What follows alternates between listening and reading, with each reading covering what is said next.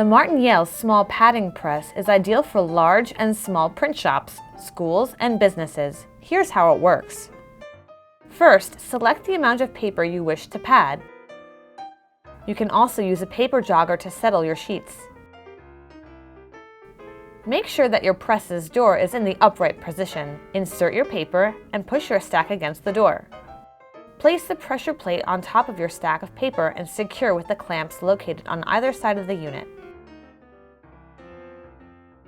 Remove the door to reveal the edge of your stack. You can use the padding compound of your choice to finish your project. Create your own projects by adding the Martin-Yale small padding press to your cart today.